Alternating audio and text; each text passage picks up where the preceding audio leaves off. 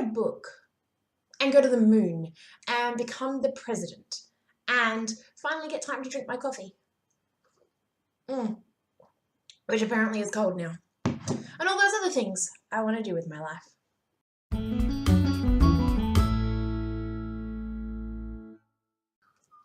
Hi, I'm Sam Nordberg and welcome to this week's mini training. And this week we're talking about that huge task on your to-do list. So maybe it is writing a book.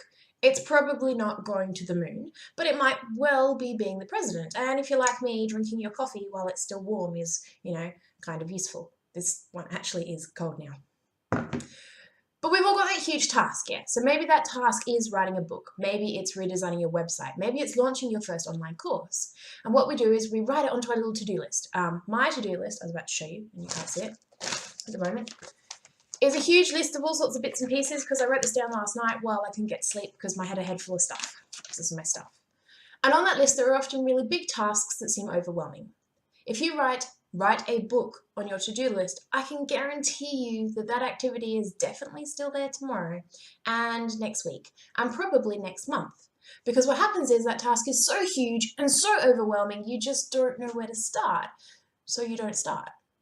Write a book is completely unachievable normally for most normal people because it just looks too scary. So what I'm going to talk to you about today is my handy tips for getting that huge task done. Tip number one, I'll use the right hand this time. Tip number one, first of all, what I want you to do is be really clear on when you're going to have that thing done by. So if you want to write a book, set a date by which you're going to launch your book or a date by which you're going to get it to a publisher, but set a very specific date.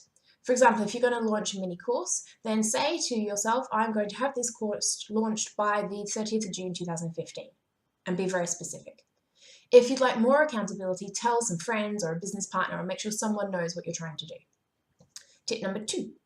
Then what you're going to do is break down that huge task into tiny little bits. So if your task was to write a course, what you're going to do is you're going to go through and break down all the things you need to do to write that course. So it might be, first of all, you've got to create a layout and then work out what each bit is like. And then you've got to record a video here and a video here and a video here and a video here and then a worksheet here and a worksheet there.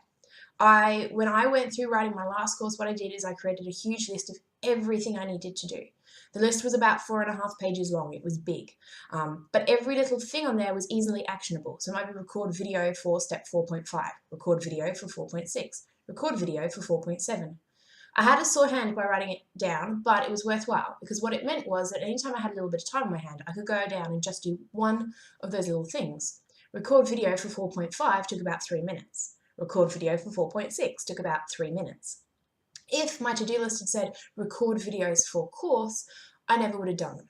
There were 45 videos in total and there was no way I was going to sit down and record 45 videos without going insane. So you need to break that big job down into tiny little steps. Step 3. Now that you've got this down in tiny steps, you can start to look at what you can do, but also what you can delegate.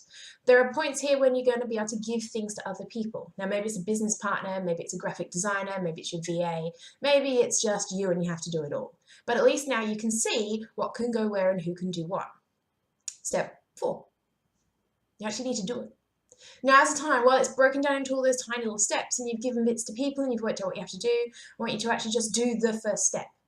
You don't have to do all of it, you don't have to do heaps of it. You just have to take one of those tiny little bits and do it. Smash it off your to-do list. From there on, all you've got to do is leave that to-do list lying around nice and close, and anytime you've got a little bit of spare time or anytime you schedule some time in your diary, you can tick off one of those tiny little steps. Before you know it, you'll be a heap closer.